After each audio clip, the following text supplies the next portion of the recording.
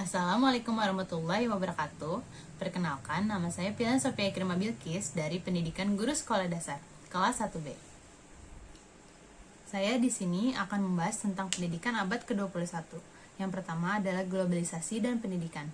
Globalisasi berawal dari niat negara-negara industri maju untuk menghasilkan produk yang memiliki nilai tambah dengan muatan ilmu dan teknologi mutakhir.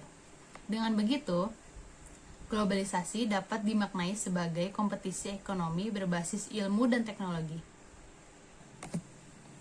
Gelombang globalisasi melahirkan dunia yang terbuka sehingga merubah seluruh aspek kehidupan manusia dalam bidang politik, sosial budaya, serta hak dan kewajiban manusia.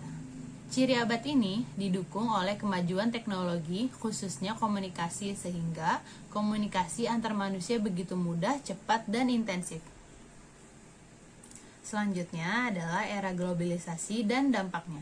Seperti yang dijelaskan tadi bahwa globalisasi dapat dimaknai sebagai kompetisi ekonomi berbasis ilmu dan teknologi antar negara. Maka, sumber daya manusia harus dipersiapkan agar bisa bersaing dengan bangsa-bangsa lain dan juga sebagai bentuk proteksionisme. Globalisasi dapat memperkuat identitas bangsa itu sendiri jika sumber daya manusia dikembangkan di dalam ruang budayanya sendiri. Lain halnya jika sumber daya manusia dikembangkan di dalam ruang kosong, maka yang akan terjadi adalah lunturnya identitas bangsa.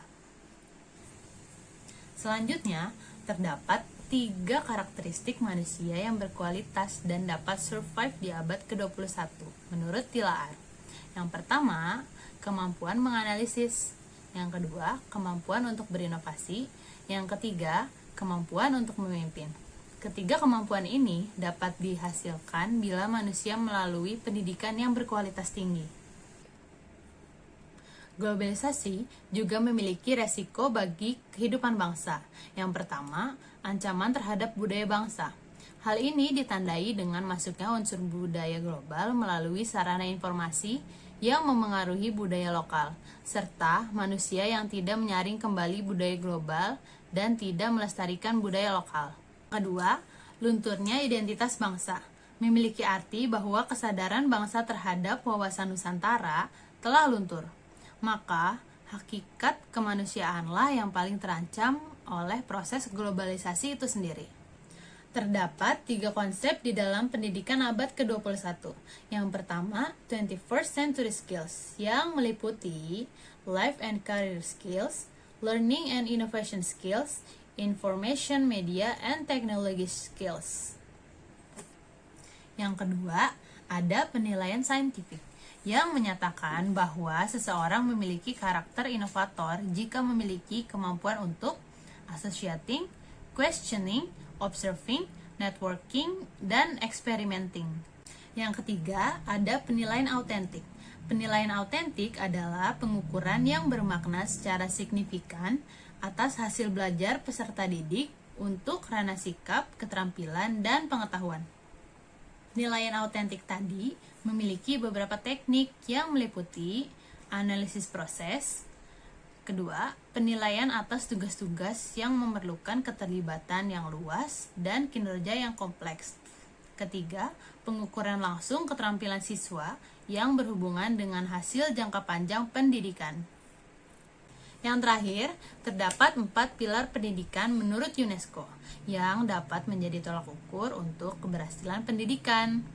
Yang pertama, learning to know. Memiliki tujuan agar siswa memiliki pengetahuan fleksibel, adaptable, dan siap memakai ilmu yang didapat. Yang kedua, learning to do. Bentuk aktualisasi dari materi yang didapat agar siswa senantiasa melatih keterampilannya.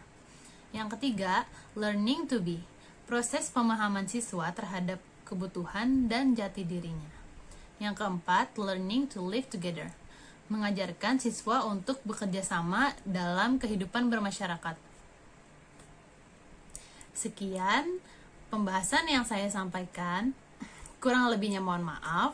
Wassalamualaikum warahmatullahi wabarakatuh.